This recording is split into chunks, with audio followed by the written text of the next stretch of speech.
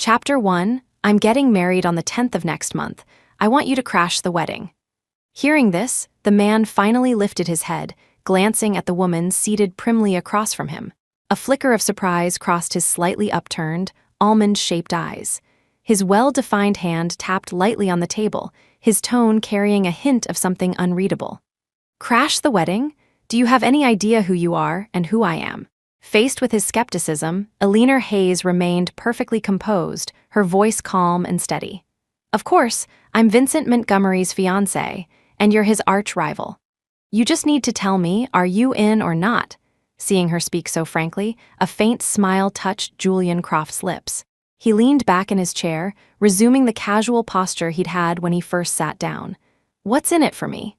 I hear Mrs. Croft isn't in the best health and has been pressuring you to get married. Crashing the wedding humiliates the Montgomery family and satisfies your own family obligations. It's a win-win. Eleanor delivered this with the same lack of expression, her tone as casual as if discussing the weather. Observing her nonchalant attitude, Julian's interest piqued further. He raised his right hand, extending it towards her. Deal. Their hands clasped briefly in the air. The agreement made, Eleanor stood up briskly, ready to leave. Julian lifted the hand that had touched hers, studying it for a moment before calling out to her. Everyone in our circle knows Vincent Montgomery adores you, that he'd practically die for you. If you run off with me at the wedding, won't he lose his mind right then and there? Eleanor didn't answer him. Her steps paused for only a fraction of a second before she continued on without hesitation. Passing through the city square, an interview was playing on the large central screen. The moment Vincent Montgomery appeared on screen, wearing gold-rimmed glasses and a tailored suit, all the young women in the plaza stopped to watch. Eleanor paused too, listening intently to the familiar voice. Interviewer: Mr. Montgomery, why the sudden rush to acquire the Floral Embrace brand? Vincent: because I just proposed to my fiancé recently, and I need a professional floral team to handle the wedding decorations. Interviewer: It said the Montgomery Group recently bought dozens of snack factories. How does this relate to Montgomery's future strategy? Vincent: It doesn't. I bought them purely because they're my fiancé's favorite snacks. Interviewer: In an interview lasting less than 10 minutes, no matter what the host asked, every answer revolved around his upcoming marriage, every sentence mentioned his fiancé. Everyone listening couldn't help but remark that Vincent Montgomery, the decisive and powerful CEO of Montgomery Group, was utterly lovesick. A light drizzle began to fall. After listening for 2 minutes, Eleanor silently turned and walked into the nearest shop. Just as she entered, her phone rang. She answered to hear Vincent's gentle, doting voice. Eleanor, the staff said you went out. It's raining now, where are you? I'll come pick you up. Her grip tightened slightly on the phone. After a moment, she replied, Don't you have a very important meeting today? You should focus on work. I can just grab a cab. There was no hesitation on his end. His voice came again. No, nothing is more important than you. Send me your location. I'm coming over right now. Eleanor didn't refuse this time. After hanging up, she had just sent the address when 2 new message notifications appeared on her screen. It was the private investigator she had hired recently, providing an update. Mr. Montgomery didn't go to the office today. He went to the hospital to accompany a woman to her prenatal checkup. They just left the hospital. Below the message was a high-resolution photograph. In the photo, Vincent was supporting a woman as they pushed open a door labeled Obstetrics Gynecology. A few young women nearby were still discussing how lucky the woman marrying Vincent Montgomery would be, likely spoiled beyond belief. Eleanor listened while looking at the people in the photo, a deeply ironic smile touching her lips. She and Vincent had known each other since childhood, growing up together. While other boys were mischievous and teased girls, Vincent had appointed himself her protector, allowing no other male near her. From innocent playmates to harboring teenage crushes, he had always been by her side. Whatever she wanted, he gave, willing to pluck the stars from the sky for her. When she was curious about learning to ride a bicycle and accidentally scraped her knee, he was beside himself with worry. From then on, he wouldn't let her use any form of transport other than being driven personally by him. Eleanor had also believed she would forever be his one and only, until an unexpected invitation arrived. For her work, she canceled a pre-arranged date with Vincent and traveled abroad for a performance. A week later, she returned to find everything had changed. The night she left, Vincent had planned to propose. The elaborate proposal setup waited in vain for its intended recipient. Heartbroken, he got blind drunk and in the hotel, stumbled into the wrong room, spending the night with an employee from his company. 2 months later, news of the employee's pregnancy unexpectedly spread, alarming Vincent's grandmother, Agnes. The old woman threatened to kill herself, demanding he keep the child. She also claimed Elinor was too engrossed in her dance career and likely wouldn't want children, urging her grandson to secure the Montgomery bloodline. Vincent, being filial and not wanting to hurt his grandmother, reluctantly signed an agreement with the employee, Sylvia Gable. He offered a large sum of money in exchange for Sylvia giving up the child after birth and disappearing. Later, when Elinor returned, he eagerly proposed to her again. He thought this would fix everything, return things to how they were. He thought he had handled it all discreetly. He had no idea that the woman he loved most, Elinor, already knew everything. She couldn't accept betrayal, nor could she tolerate imperfections. So, she decided to sever their decade-plus relationship completely and planned to escape the wedding a month later, leaving him for good. Chapter 2, Elinor, you must be hungry after waiting so long. I brought snacks and milk tea. Want something to tide you over? The figure appearing suddenly outside the glass window broke Elinor's train of thought. She shook her head and stood up, walking towards him. Vincent reached out and took her hand. She instinctively glanced down and immediately noticed a stain on his trench coat, unsure when it had gotten there. His gaze followed hers. Seeing her take off her own coat, he mirrored the action, intending to drape his jacket over her, but she moved away. He paused, slightly taken aback, then stepped forward, reaching for her stained coat. Let me take that. You like this coat so much, I'll have someone clean it. Elinor shook her head, tossing the coat directly into a nearby trash bin, her voice flat. Throw it away. I don't like things with stains. You know I'm meticulous about cleanliness. Seeing her cool expression, the smile froze on Vincent's face. He knew she wasn't just talking about the coat, but about their relationship too. After that night, he had been consumed by guilt and fear. He was terrified Elinor would leave him, terrified she would break up with him, terrified they could never go back to the way things were. So, he could only hide it secretly. Yes, as long as he kept it hidden, waited for the child to be born, then gave the baby to his grandmother to raise, everything would be fine. He couldn't bear to think about Elinor's reaction if she found out. He could lose anyone but Elinor. His expression shifted, but Elinor didn't look at his face, simply gazing quietly out the window. She recalled the moment she first learned the truth, thought about their years together, thought about Vincent who loved her desperately. She hadn't been without trying to bury the pain, to pretend nothing had happened. But she couldn't do it. She couldn't accept even a tiny flaw on a perfect gem. So, after 2 months of agonizing struggle, she decided to let herself go. Elinor knew that if she directly proposed canceling the engagement, Vincent would never accept it. After all, she had tried to break up with him once before over her dance career. That time, Vincent had relentlessly pursued her, blocking her way for a month, begging her to reconcile. She didn't want a repeat of that ordeal. That's why she had planned this wedding escape. If anyone in their circle could snatch her away from Vincent Montgomery, it was only one person, his arch-rival Julian Croft, so today she had sought him out. Fortunately, he had agreed. On the way back, Vincent chatted incessantly, trying various topics to cheer her up, just like usual. But Elinor couldn't muster any enthusiasm. She leaned against the window and drifted off to sleep. When she woke up, she found herself in her bedroom bed. A maid brought her ginger tea. Miss Hayes, Mr. Montgomery just brewed this ginger tea himself. He was worried you might catch a chill and wanted you to drink it as soon as you woke up. He's in the garden selecting flowers right now. Shall I ask him to come up? Elinor shook her head, got up, and walked to the window. Looking down, she saw him arranging a bouquet of roses in a vase, his expression utterly focused. Half an hour later, Vincent came upstairs with the freshly arranged flowers, presenting them to her and asking if she liked them. She gave a faint and his face instantly bloomed into a smile. That night, Elinor stared at the ceiling, unable to sleep. At 11, there were 2 soft knocks on the door. Vincent entered, holding his pillow, insisting he couldn't sleep and wanted to sleep with her. Elinor didn't refuse, moving over to make space, letting him wrap an arm around her shoulder. Half an hour later, the sound of steady, shallow breathing came from beside her. She reached out, slipped his phone out from under the pillow, unlocked it, and opened his messaging app, finding Sylvia Gable's chat history. She scrolled right to the top. From March to April, Sylvia had dutifully reported the baby's condition every day, her tone timid and subservient. Vincent hadn't replied once. On April 17th, a green message bubble finally appeared on the right. "Stop sending these.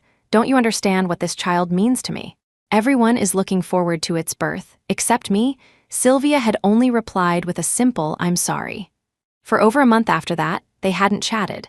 But by mid-May, Sylvia had resumed her daily reports.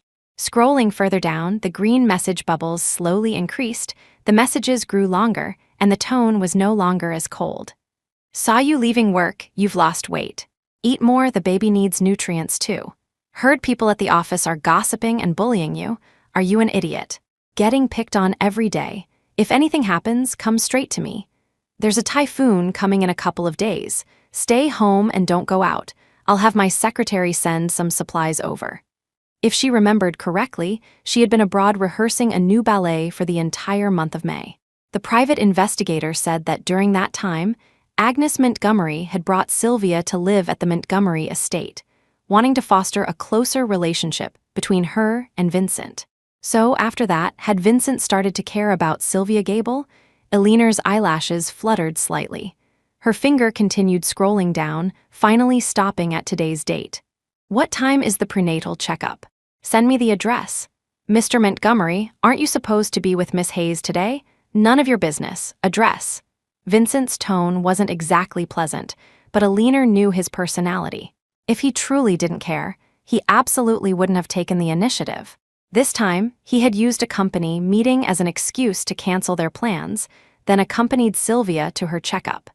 She was no longer the top priority in Vincent Montgomery's heart.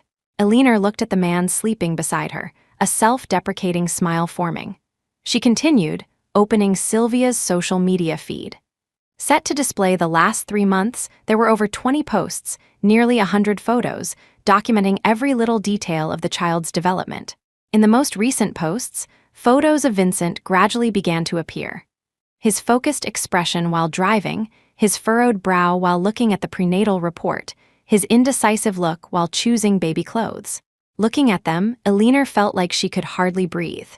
If that one night was a mistake, something unavoidable, what about his recent concern for Sylvia? Was that also unavoidable? She placed the phone back where it was. The next moment, Vincent, still asleep, subconsciously pulled her into his embrace. But the embrace she once relied on now felt unbearable. She took a deep breath and gently pushed him away. "Vincent, just one more month.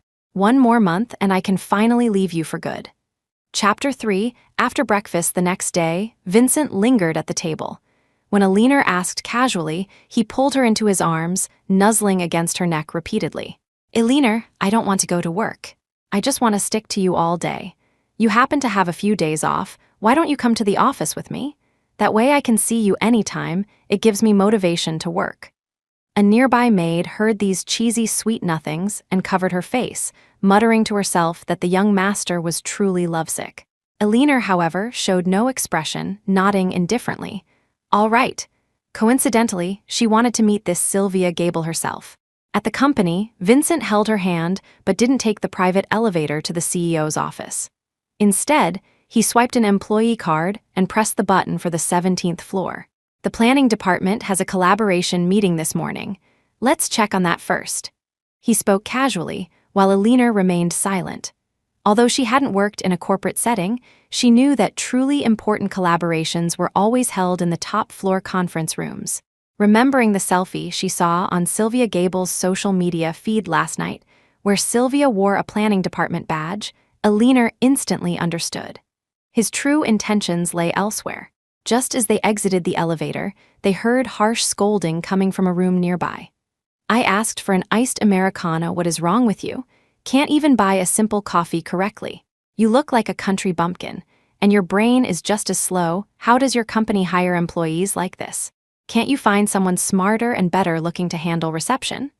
Hearing the business partner's dissatisfaction, Vincent frowned instinctively. Upon entering the room and seeing Sylvia Gable standing with her head bowed, receiving the verbal abuse, a cold glint flashed in his eyes. He immediately let go of Aliner's hand and strode forward quickly. "Mr. Peterson, I presume you're here to discuss cooperation, not to humiliate our company's employees. If this reflects your character, then I believe there will be no further opportunities for collaboration between the Montgomery and Peterson families, ever." These icy words made Mr. Peterson flush red. He couldn't believe Vincent Montgomery would directly confront a business partner over an ordinary employee. Caught off guard and losing face, he didn't know how to react. The entire office erupted in hushed whispers and discussions. Aliner stood rooted to the spot, listening to the murmurs around her, but her eyes remained fixed on Vincent. He seemed oblivious to the stares, his face cold as he led Sylvia back to her workstation. His eyes swept over the sticky notes on her desk, and his expression hardened further. "Prepare the conference room at 10 a.m., photocopy documents at 2 p.m. I remember the planning department has assistants. You're pushing all these menial tasks onto Sylvia Gable. Find out who wrote these notes. Anyone not fulfilling their duties in their designated roles will be fired." His declaration caused more than half the employees' faces to turn pale. The office fell silent. Sylvia looked at him, immensely grateful, her eyes filled with deep affection. Then, turning slightly, she saw Aliner standing by the doorway. She froze instantly, the emotion on her face vanishing like smoke. Observing this change, Aliner lowered her gaze, turned, and left the office. It took Vincent a full hour to find her on the company rooftop. Noticing her unsettled expression, he realized it might be because he had defended Sylvia. He quickly embraced her, explaining, "Aliner, don't misunderstand. I just can't stand seeing company employees being bullied." Aliner gave an ironic smile, suddenly feeling a strong urge to expose his lies. But in the end, she held back, saying softly, "I didn't misunderstand. I just wanted some fresh air. Defending a company employee is the right thing to do." Vincent finally breathed a sigh of relief and led her downstairs. During lunch, while meticulously removing bones from fish for her, Vincent listened to his assistant's report. "Mr. Montgomery, are you attending the charity auction tonight?" "Yes. Have the organizers send over 3 invitations." "3. The assistant glanced at Aliner, uncertain about the number, and voiced his question. Vincent turned as well, catching the calmness in her eyes. He explained again, "Sylvia was called a bumpkin today. She looked like she was about to cry. I thought, it's just an evening event, maybe I could take her to broaden her horizons, cheer her up. Aliner, I have meetings this afternoon. If you're free, maybe you could take her shopping, just to pass the time." Unprovoked kindness, clumsy lies, evasive eyes all confirmed that Vincent's words didn't match his heart, that he wasn't being sincere.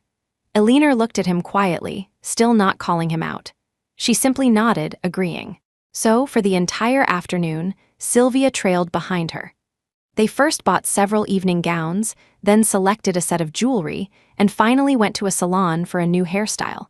The two walked one behind the other the whole time, without any conversation. Sylvia was like a Barbie doll, meekly allowing Aliner to dress her up from start to finish, never offering a single opinion. When Vincent arrived after his meeting, Sylvia had just finished her makeup and stood up. A flicker of admiration crossed his eyes, but his steps didn't falter. He walked straight to Aliner's side and took her hand. "The dress you picked today is beautiful, and the jewelry complements your skin tone perfectly. Aliner, you look so stunning, I almost don't want to take you out. What if someone tries to steal you away?" Aliner remained silent, not responding. She turned slightly and saw Sylvia lower her head again, looking self-conscious, her hand holding the dress hesitating. The next second, Vincent's slightly deeper voice sounded beside her ear. "Sylvia Gable, you look nice today, too." Joy instantly sparked in Sylvia's eyes. She stammered, Really? Thank you, Mr. Montgomery." She probably really did adore Vincent. Because of that single compliment, she appeared genuinely happy throughout the entire subsequent banquet, until the auction segment began. For this auction, Aliner had specifically donated 3 pairs of pearl earrings, totaling $3 million. Vincent eventually bought them all back for a total price of $10 million. Hearing the escalating bids from the audience, Sylvia seemed to remember something. Timidly, she mustered her courage, gently tugged Alina's hand, her voice full of uncertainty.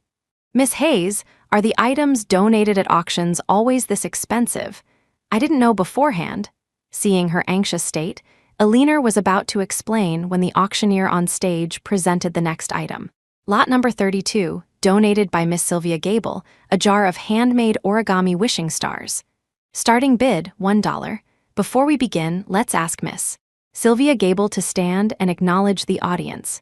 Chapter 4, all previous auction items had this acknowledgement step, so Sylvia had no choice but to force herself to stand up. Curious glances came from all directions. Upon seeing her face flushed with shame, the crowd erupted into laughter. $1? Are you kidding me? She dared to donate this piece of junk? Everyone here is someone important in our circle. How did a Cinderella like her sneak in? Can someone throw her out? Sylvia, stung by the mockery, turned various shades of red and purple, burying her head low. In an instant, the atmosphere in the hall ignited, everyone ridiculing the donated item. Vincent's face instantly darkened. He signaled his assistant to raise the bidding paddle. Number 17, Mr. Vincent Montgomery bids $10 million. All eyes shifted back to the central area. This time, everyone stared at Vincent in utter shock. Seeing him place such a high bid, the others ceased their mockery, murmuring amongst themselves whether this jar of stars held some hidden value they hadn't perceived. Tentatively, they began raising their paddles. Vincent relentlessly matched every bid, finally securing the item for the astronomical price of $300 million. The entire hall gasped collectively. $300 million for a jar of stars? Has Mr. Montgomery lost his mind? Even if they're special, they can't be worth $300 million, hearing the whispers behind her. Sylvia, for some reason, lost control of her emotions, her eyes reddening as she ran out of the hall. Vincent watched her retreating figure, his brow furrowing instantly. "Alina, take a look around, bid on anything you like. I have urgent business to attend to, I'll be back." Without waiting for Alina's reply, he rushed out after Sylvia. After a moment of silence, feeling the prying eyes around her, Alina also stood up. The corridor was quiet. Though some distance away, Sylvia's choked sobs were clearly audible.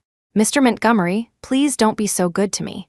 The more you care, the more afraid I am of losing you, because I know in the end, I have to return you to Miss Hayes. Just thinking about that day causes me so much pain. But I can't fight for you. You were never mine to begin with." Hearing her words, Vincent frowned deeply. "Mr. Montgomery, let's just end it here, okay?" Seeing her continue to speak of leaving him, he could no longer contain the surging anger within him. He pulled her fiercely into his arms and kissed her.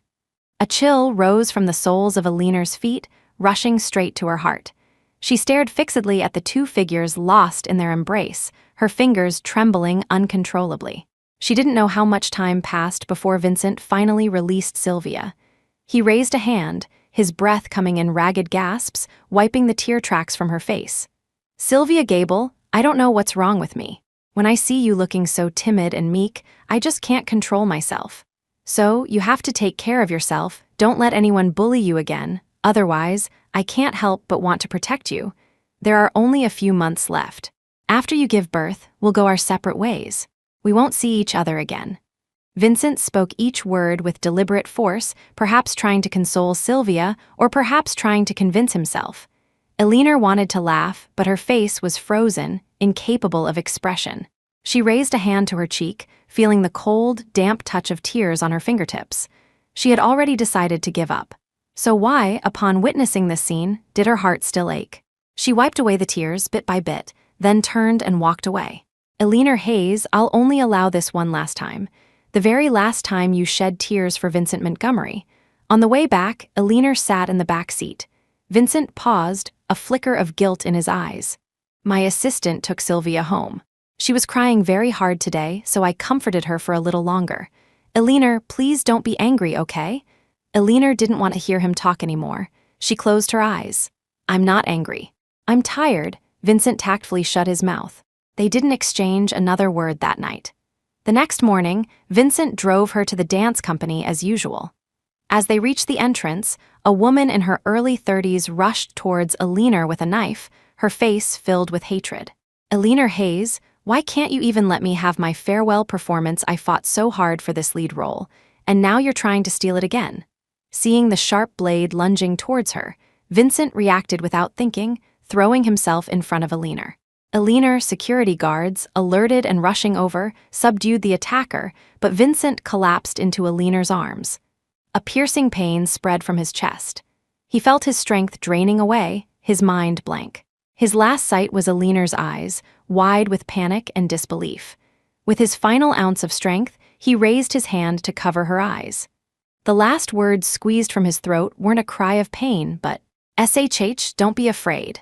The ambulance arrived quickly, rushing him directly to the emergency room. The light above the operating room door went out 2 hours later. The doctor emerged, saw the numb Billionaire, and spoke with deep emotion. The surgery was successful. Mr. Montgomery is fine. But if the blade had been just a few millimeters closer to his heart, he wouldn't have made it.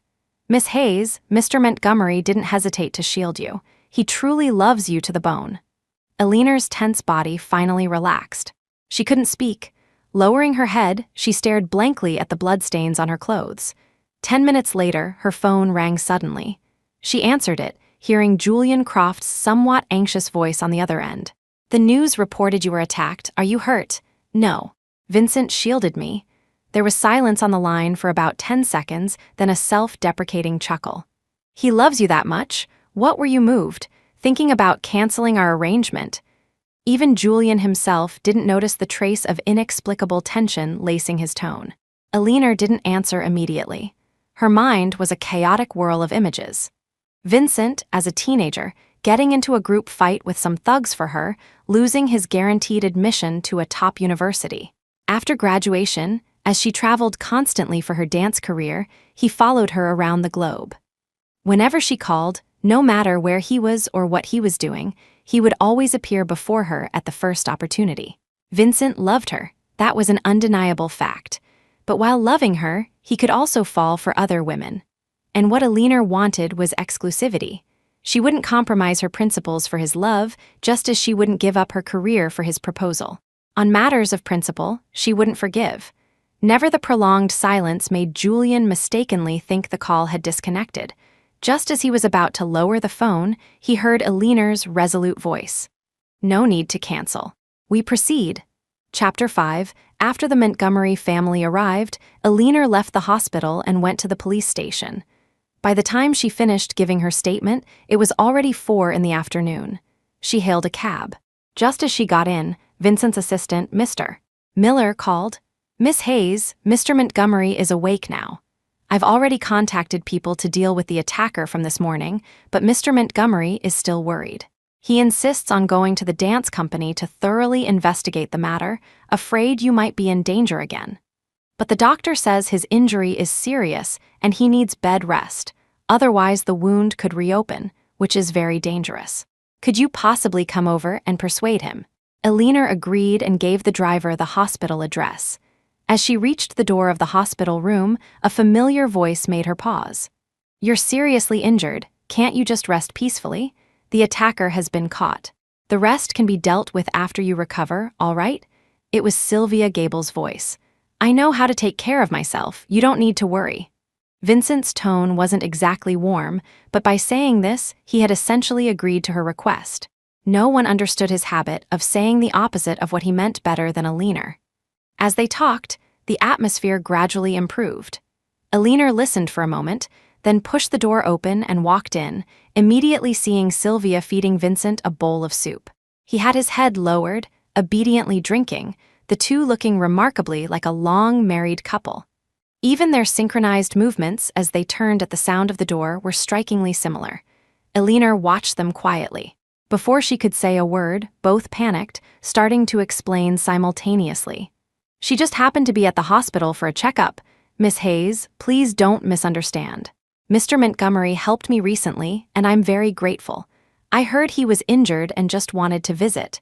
Mr. Montgomery said he was hungry, and I was afraid he'd strain his wound, so I offered to feed him."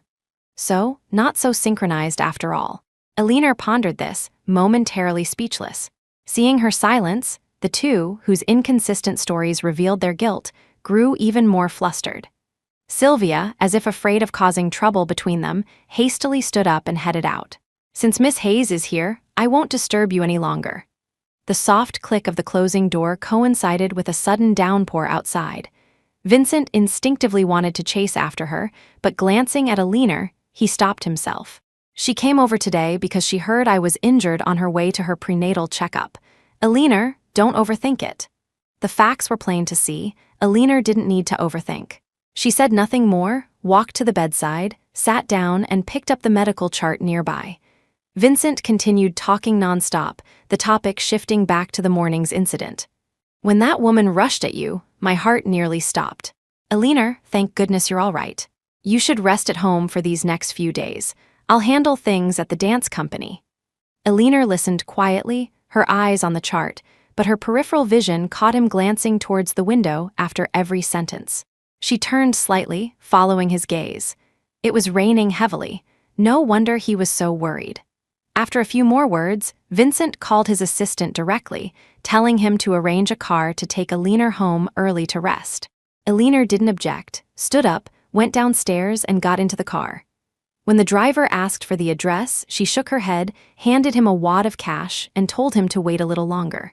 3 minutes later, Vincent emerged from the hospital, clutching his wound, and got into his assistant's car. Only then did Alina tell her driver to follow them. The car ahead drove extremely slowly, seemingly searching for someone along the street. After crawling for 300 or 400 meters, the car stopped. Vincent got out, holding an umbrella, and pulled Sylvia Gable, who was sheltering under an eave, drenched, towards him. "Get in the car." "No, Mr. Montgomery, I can't trouble you any more." Sylvia's refusal angered Vincent. He pressed his lips together, his tone laced with displeasure. "You're carrying my child. Refuse again, and I'll kiss you right here on the street." Amidst the patter of rain, their agitated argument carried clearly to Alina's ears. She saw Vincent put an arm around Sylvia's shoulder, guiding her back to the car. The umbrella tilted heavily, shielding Sylvia almost entirely. Meanwhile, the gauze dressing on his chest wound was thoroughly soaked by the rain, faint traces of red showing through. Raindrops blew in through the window, landing on Alina's face like teardrops. She closed the window. After a long pause, she finally spoke. "Let's go." Chapter 6. After recuperating for over a month, Vincent Montgomery was discharged from the hospital. As soon as he recovered, he began preparations for the wedding.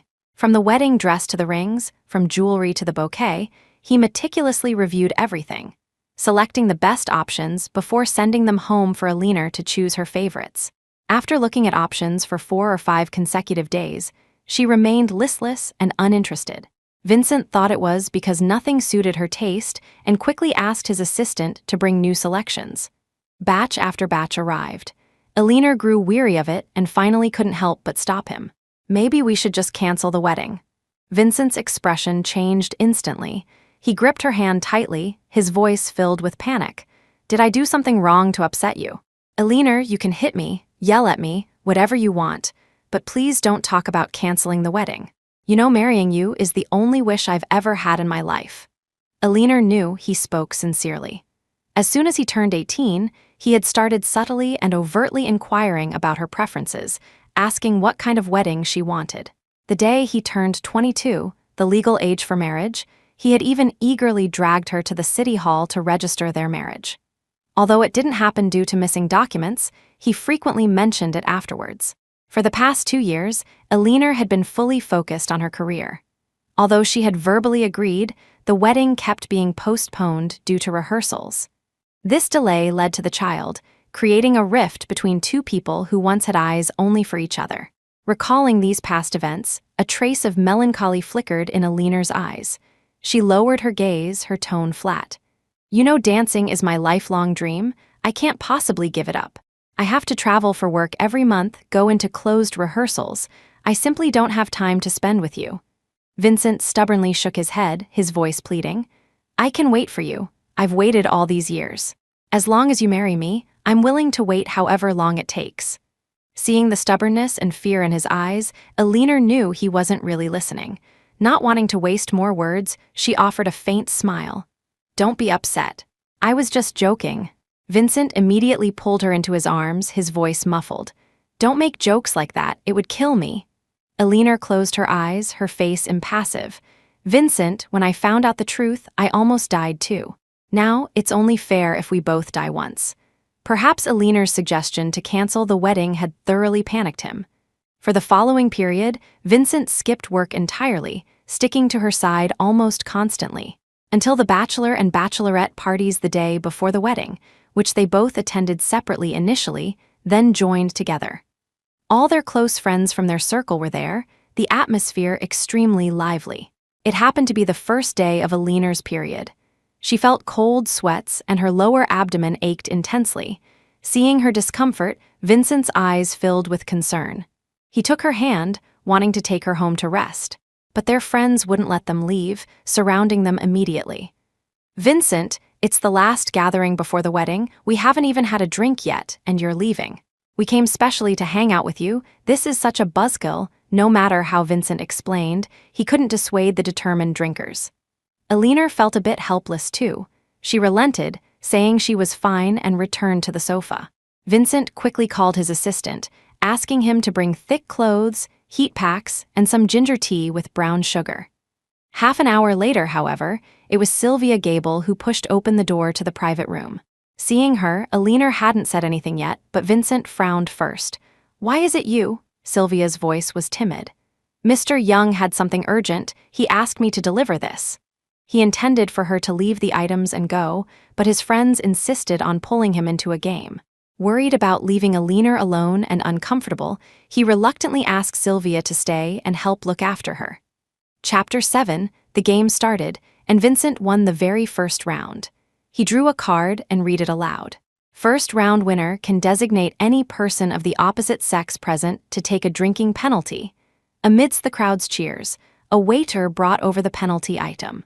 An 800 ml glass filled with ice cubes and topped up with high-proof vodka. "Vincent, there are only 2 ladies here. Come on, pick one to drink." Everyone knew Elinor was on her period. Besides, Vincent loved Elinor so much, how could he possibly make her drink such strong alcohol? So all eyes turned towards the visibly nervous and uneasy Sylvia Gable. But Vincent hesitated. "Let's change it. Consider it me breaking the rules. You guys can pick any sports car from my garage." While the sports cars were tempting, his unusual hesitation piqued the interest of these young heirs even more.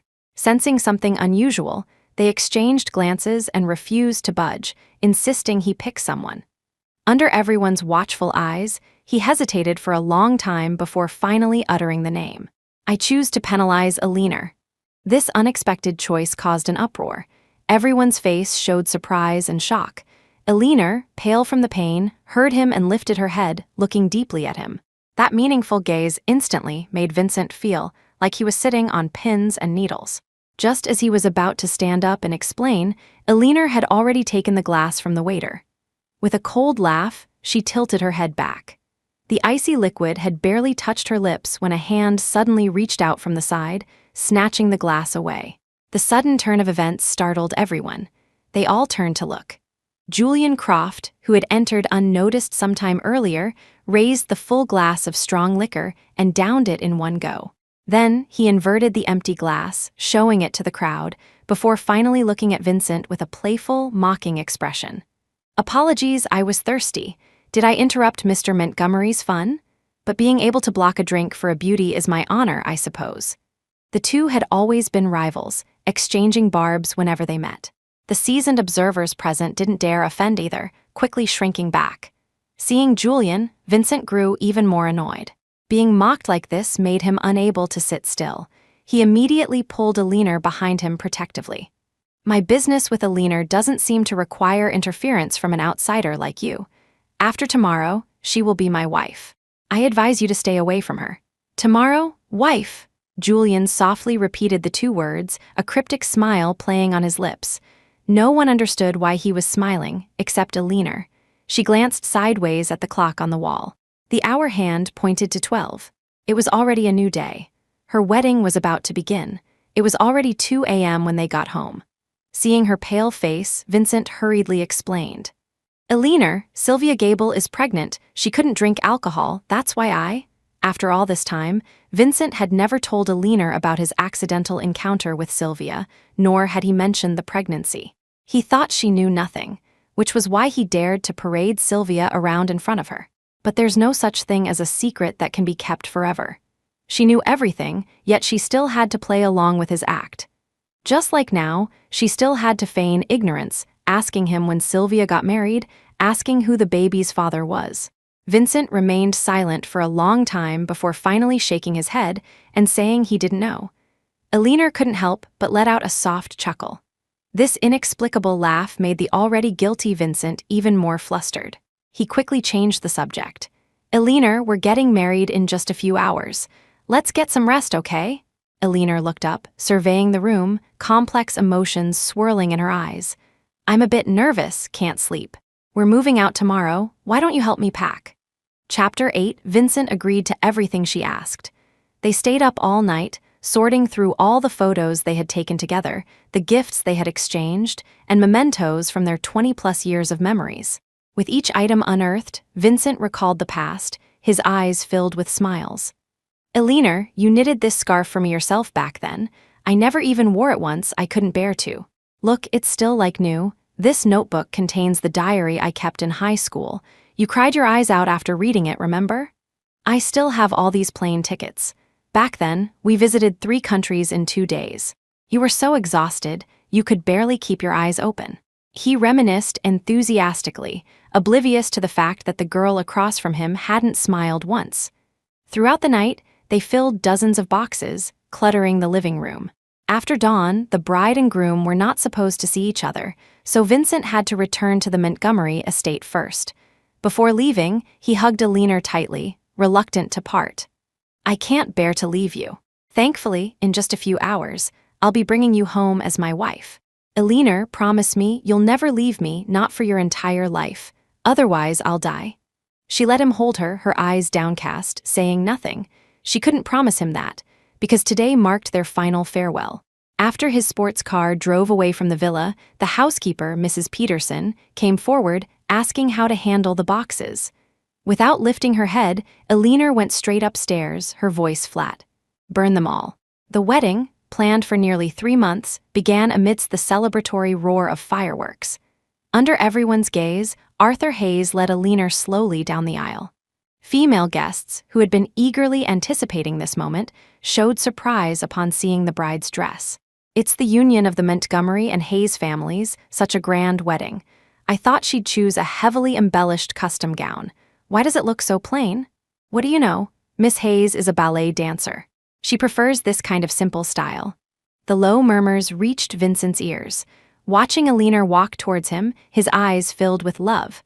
Her hair was neatly swept up, a floral wreath replacing a traditional veil. Her retro, simple satin gown reached just above her ankles. The pearl-adorned wedding shoes had low heels, making walking comfortable. Initially, when she chose this ensemble, he had voiced objections. But combined with the lighting, ambience, and decorations, it was simply impeccable.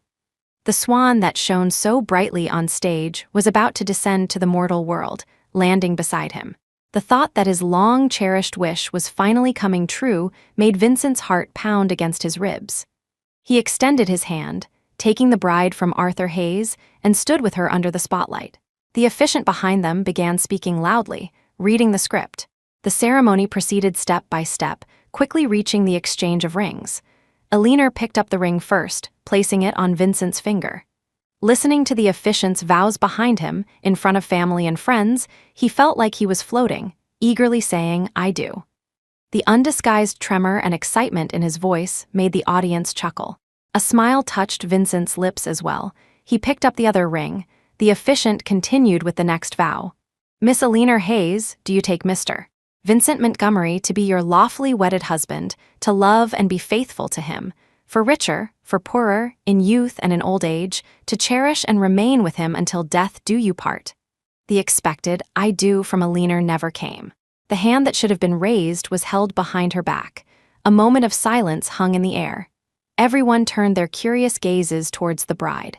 For some reason, Vincent's heart gave a sudden, violent lurch. He quickly looked up at her, only to find her gaze fixed intently on the entrance. He followed her line of sight but saw only darkness. Seeing the situation about to spiral out of control, the officiant cleared his throat and repeated the vow. to love and be faithful to him, for richer. He had barely gotten halfway through when the closed main doors were pushed open from the outside. Chapter 9, the officiant jumped, startled. His voice trailed off, the remaining words becoming almost inaudible. The instant the doors swung open, Eleanor's voice, amplified by the microphone in front of her, echoed throughout the hall. I don't. Because there's someone else I want to marry. Her words reverberated through the hall, stirring up 1,000 waves of commotion. Under Vincent's horrified gaze, she dropped the bouquet and kicked off her cumbersome shoes. Gathering her skirt, Barefoot, she ran without reservation towards the man who had promised to crash her wedding. Amidst the shower of falling rose petals, under the scrutiny of thousands of eyes, within sight of her most hated rival, Julian Croft, who had been waiting for this moment for a long time, swept his bride, who would finally belong to him, into his arms. Escape successful. The piano background music of the wedding march continued to loop in the hall. But the bride was gone. After a moment of stunned silence, the entire hall erupted like oil splattering in a hot pan. Only when she had completely vanished from sight did Vincent, frozen in place, finally snap back to reality. Flames of fury, fanned by the clamor of the crowd, raged through his body, incinerating all reason. He gripped the ring in his hand tightly, chasing after her like a madman. Bewildered guests streamed out behind him.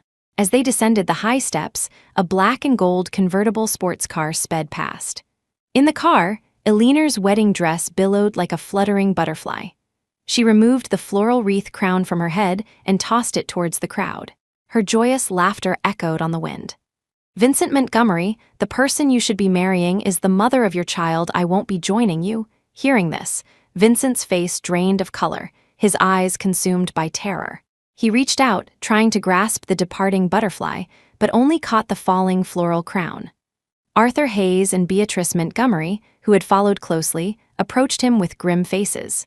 Beatrice grabbed his collar, demanding furiously, "What child was Eleanor talking about? You have a child?" In an inconspicuous corner, a woman dressed in a t-shirt and jeans, her face deathly pale, fainted. Overlapping screams echoed above the hotel. If standing on stage in a renowned theater under the spotlight was the proudest moment of Eleanor Hayes's life, then escaping her own wedding under the watchful eyes of everyone was the most liberating and unrestrained moment of her life.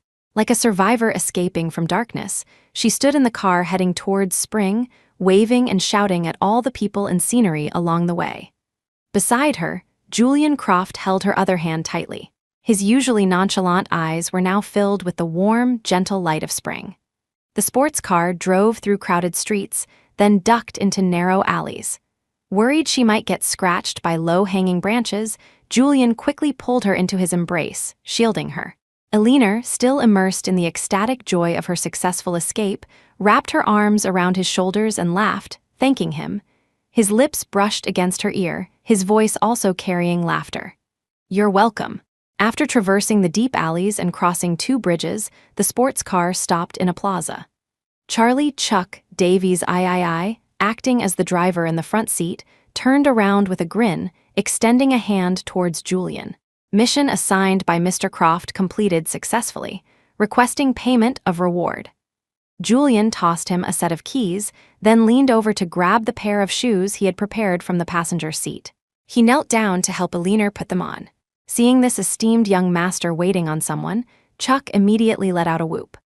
"Whoa, look at this, the untouchable Julian Croft, bowing down for love. If I took a picture and sent this to Save and the others, their jaws would hit the floor." After changing her shoes, Julian grabbed the empty shoe box and tossed it at Chuck's head, smiling as he cursed. "Get lost," Chuck grinned, hopping out of the car like a monkey and running off, waving back as he went. All right, won't interrupt your important business. Big bro, sis, congratulations on the wedding." The term, sis, successfully snapped Eleanor's runaway thoughts back to reality. She gathered her skirt, got out of the car, and narrowed her eyes. "What sis? We're not married yet, are we?" Julian took her left hand, raised his right, and pointed towards a tall building in the distance. "We will be soon." Eleanor followed his pointed finger. 3 large words entered her view. Marriage Registry Office. Chapter 10. Eleanor had never expected the final destination of this escape journey to be here. Although she had indeed promised Julian that she would be with him after he crashed the wedding in her mind, she had envisioned them spending some time getting to know each other first. So, seeing his rapid efficiency, Alina hesitated for a moment, questioning him. "We're getting married right now?" Julian held her fingers firmly, his tone utterly matter-of-fact. "What else? Isn't this a bit too hasty?" Seeing the uncertainty in her eyes, Julian leaned down to meet her gaze, a smile playing on his lips, as if trying to see right through her. "I'm afraid if we drag this out, Miss Hayes might find someone else to stage another wedding escape with. Wouldn't that mean I lose both the bride and my efforts all for nothing?" To Alina, this was a complete misunderstanding. She immediately clarified her stance. "I'm not someone who breaks promises." Julian nodded noncommittally and pulled her along. "Then let's go." Alina still hesitated. Julian, unable to persuade her otherwise, turned back and tried to scare her with a line he'd prepared earlier. "Vincent Montgomery is a complete lunatic. If we don't get this marriage certificate today, he might just barge into my house tonight with his goons and kidnap you. Wouldn't that make all this effort pointless?" She might doubt others, but knowing Vincent's personality, he was genuinely capable of something like that. His words instantly swept away all of Alina's hesitation and concerns. She grabbed Julian's hand and broke into a jog towards the marriage registry office. Only after entering the hall did she remember something crucial. "We came here empty-handed to get married. Aren't we supposed to prepare anything?" Julian pulled the already prepared documents from his pocket and handed them to her.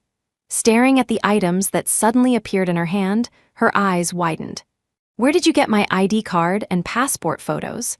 Julian answered without hesitation, readily giving up his accomplice. "Isabel Foster. I told her you wanted me to crash the wedding, and she didn't want to see you fall into the Montgomery family's trap either, so she agreed to help me." So it was Izzy. Recalling how Izzy had insisted on taking her bag before she left, Alina finally understood it was to get the documents. Dressed in a suit and a wedding gown, the two stood out amongst the other couples registering their marriage. Nearby staff members whispered gossip amongst themselves. Julian, with his excellent hearing, couldn't help but stifle a laugh as he listened. A bewildered Alina looked at him curiously, asking what was funny. He leaned down, close to her ear. "They're comparing the news photos of the runaway bride with you." Alina instantly remembered the reporter's cameras flashing outside the hotel as she ran out high-definition pictures must have been captured. A wave of embarrassment washed over her. Seeing her ears flush red, Julian couldn't suppress the smile on his lips. He opened his arms towards her, feigning seriousness. "If Miss Hayes feels embarrassed, I can offer a safe harbor for you to hide in." The more he teased, the less intimidated Alina felt. She stood up straight, tilted her chin up, and muttered under her breath. "Let them look. What's there to hide? Just escaping a wedding. Most people wouldn't even dare." Her words made Julian nod repeatedly in agreement. After filling out the registration forms and completing the review, they went to the photo area to take their official marriage photos. Getting married for the first time, especially with Julian, made Alina feel a bit stiff and reserved. Julian gently tidied the strands of hair blown messy by the wind, then took a dazzling diamond necklace from his pocket and carefully fastened it around her neck. Alina, well-versed in jewelry, recognized it instantly. It was the Whisperwind-packed necklace that had been auctioned off for $2 billion recently. Surprise flickered in her eyes as she stared at him intently. "This necklace, you were the one who bought it." Julian raised an eyebrow, pretending to think, deliberately teasing her. "Yes and no. To be precise, it's a welcoming gift from my grandmother to her future daughter-in-law. She also asked me to pass on a message to Miss Hayes." "What message?" She said, "Thank you, Miss Hayes, for being willing to take in this incorrigible little devil of hers. She, her humble self, is eternally grateful." Chapter 11. After getting the marriage certificate, Julian took her directly back to the Croft residence. As he expected, the usually quiet entrance to their home was now blocked by a large crowd. Vincent Montgomery, along with the Montgomery family members and a group of his cronies, stood at the gate, forcing their car to stop. Julian lowered the window, turned his head to look at the imposing group, his eyes locking onto Vincent, his tone still casually mocking. "Well, if it isn't Mrs.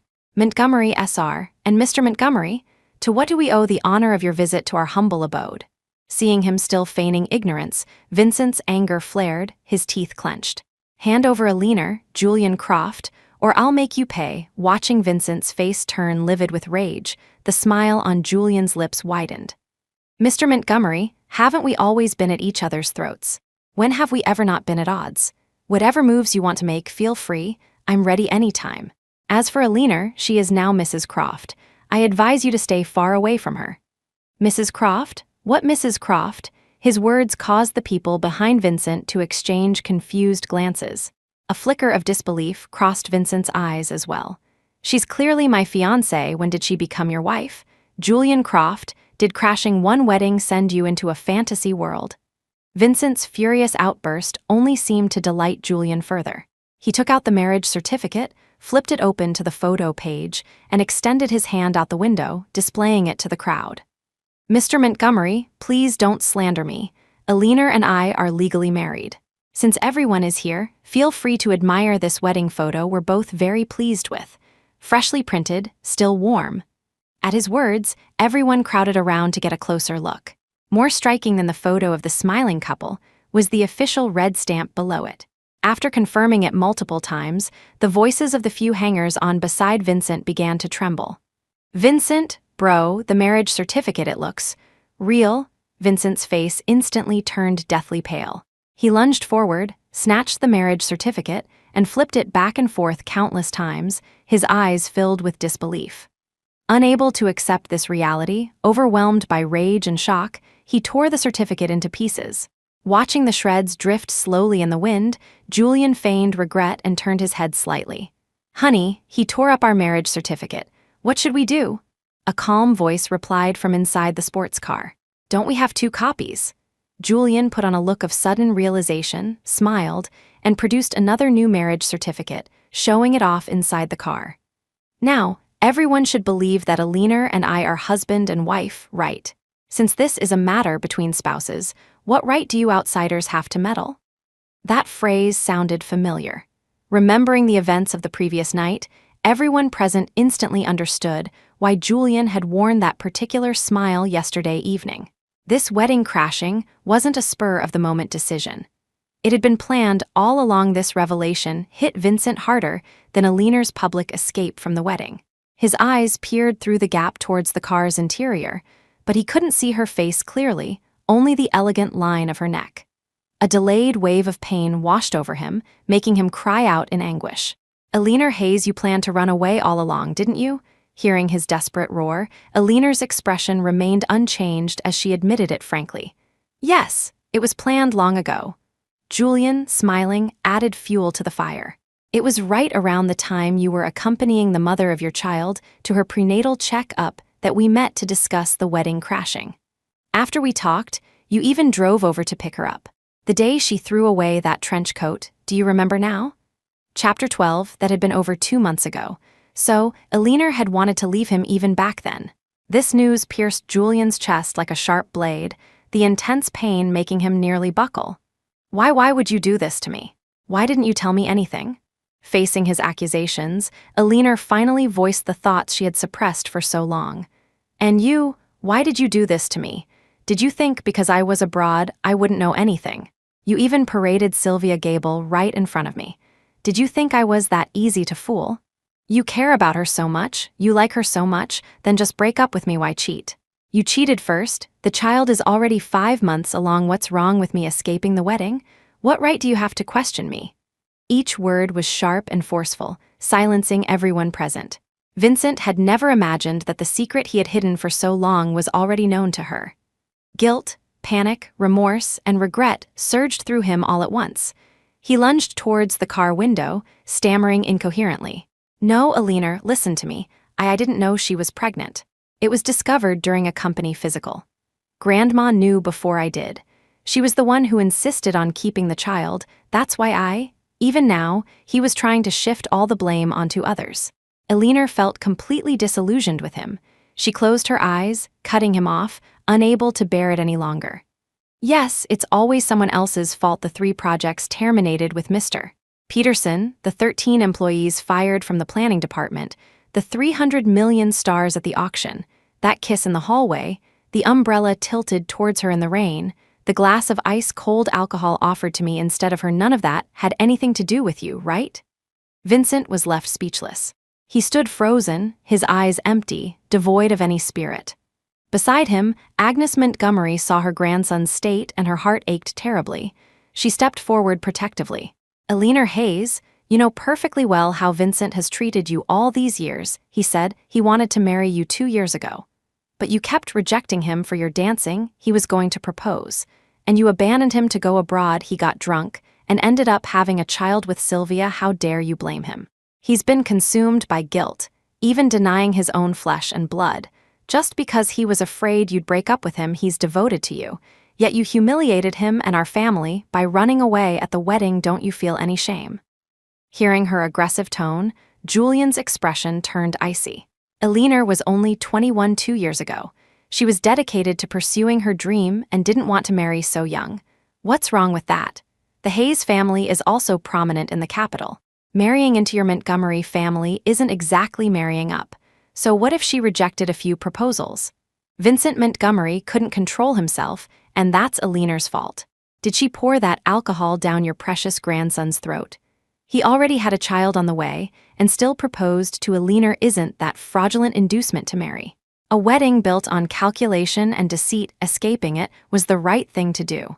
What can you possibly do about it? His words left Agnes Montgomery livid, her face darkening. She pointed a finger at his nose, sputtering you, for a long moment, unable to form a single rebuttal. Julian sneered, gave the grandmother and grandson a cold glance, rolled up the window, and stepped on the gas. The sound of the engine starting sent the people blocking the way scattering like birds. As the sports car drove into the villa grounds, the iron gates closed with a heavy thud. Julian tossed the keys to the butler, Mr. Finch, telling him to call people to clear the entrance. Then, amidst the hostile glares from behind, he opened the passenger door and led Eleanor straight into the villa. Chapter 13, the villa was quiet, seemingly empty. Eleanor had been mentally preparing herself to meet Julian's elders all the way there, so finding no one was slightly surprising. "Where's your grandmother?" Julian led her to a seat, winked at her, his tone reverting to its usual lightheartedness. "She went to pick up some very important guests. She'll be back soon." Guests? What guests? Wasn't Mrs. Croft supposed to be unwell? Why had she gone out? Eleanor was curious, but felt it wasn't her place to probe further. Julian went to the kitchen for a moment, then returned and led her to the dining table. Seeing the table laden with desserts and cakes, Eleanor's mouth watered. But she had a ballet performance soon and needed to watch her weight. She could only stare at the delicious food and swallow. Noticing her stillness, Julian placed a piece of cake on the plate in front of her, coaxing softly. These cakes were made by a professional nutritionist. They're not too high in calories, and the sweetness is just right. You've had a long day, eat something to tide you over. If you really gain weight, I'll lose it with you, okay? His persuasive tactic worked wonders on the famished Eleanor. She hesitated for a moment, then succumbed to hunger, taking a small bite with her spoon. It tasted wonderful. Seeing her smile again, the weight on Julian's heart lifted. He placed a few more desserts in front of her, patiently describing the ingredients to reassure her. Before she knew it, the food on her plate was nearly gone.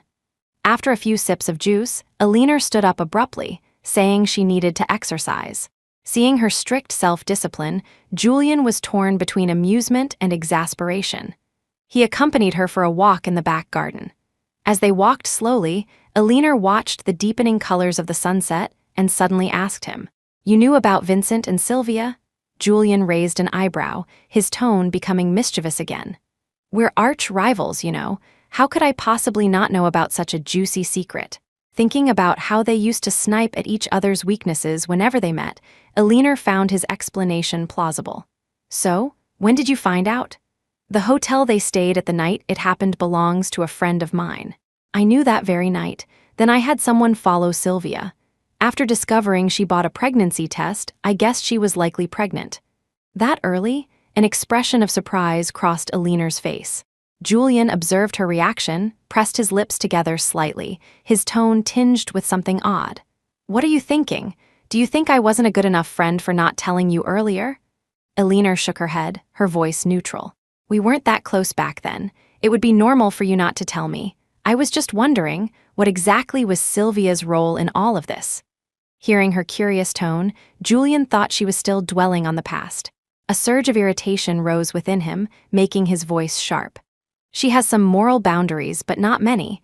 Although Vincent was at fault that night, she's an adult. She slept with a man and took no precautions afterwards. She clearly knew she was pregnant but still participated in the company physical, causing the whole thing to blow up. She hardly seems innocent.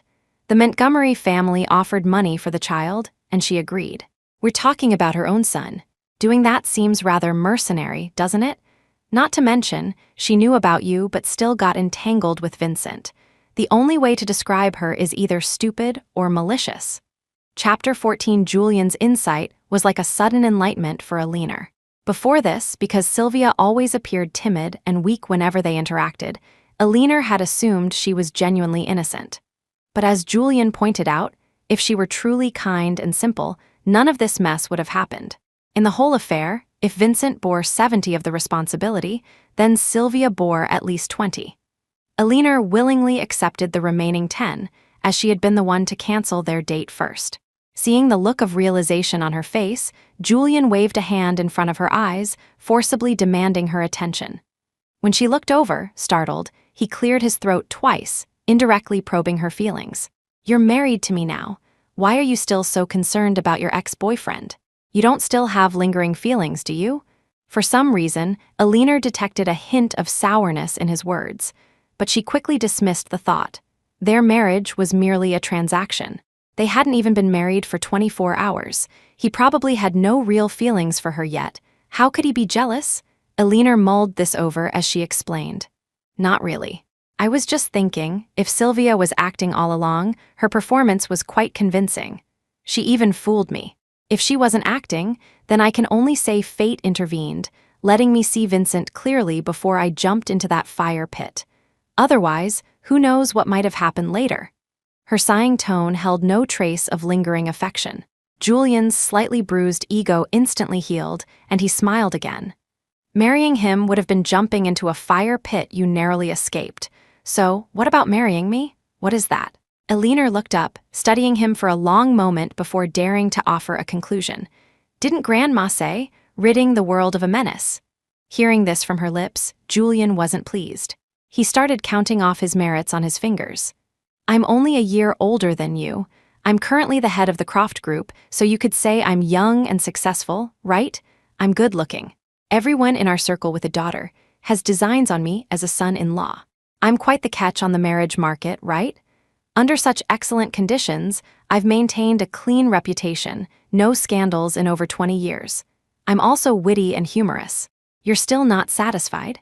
Alina was amused by his earnestness and countered, ticking points off on her own fingers. You're the head of a corporation, busy with work all day. I have to fly all over the world too. We definitely spend little time together after marriage. You're good-looking and everyone wants you. Wouldn't I be constantly under siege, worried sick every day? You have no scandals, but rumors say you're not interested in women. Am I just supposed to be a decoration in your house? Her arguments were well-reasoned, leaving Julian momentarily unsure how to respond. Hearing the last sentence, a smile crept onto his lips. He wrapped an arm around her waist. Afraid I married a vase for decoration. What's this? First day of marriage and my wife's already fallen for me? The warmth from his hand radiated through her, raising her own temperature. The atmosphere suddenly turned somewhat intimate. She averted her gaze uncomfortably, still muttering. Grandma was right. Taking you on is really a huge sacrifice for me. Just as she finished speaking, the butler's joyful voice came from behind. Young master, Madam Mrs. Croft SR, has invited Mr. and Mrs. Croft over. Please come back quickly. His words made Alina's eyes widen. She looked at him silently, questioning him with her gaze. Julian guided her towards the living room, his voice full of laughter. I've married you now. Of course, I have to report such an important matter to Mom and Dad. What do you think? Aren't I a thoughtful son-in-law? Chapter 15. After fainting at the wedding venue, the Montgomery family had sent Sylvia Gable to the hospital. Due to extreme anxiety and fear, she showed signs of a potential miscarriage, but thankfully, prompt treatment prevented any major issues. Although the doctor advised her to relax, lying in bed staring at the darkening sky outside, she couldn't shake off the events of the day and remained dispirited. The wedding, once a reality she struggled to face, had now become a painful memory she felt ashamed to recall. She did love Vincent Montgomery, but she also knew there was an insurmountable chasm between them. The only person he truly loved was Eleanor Hayes.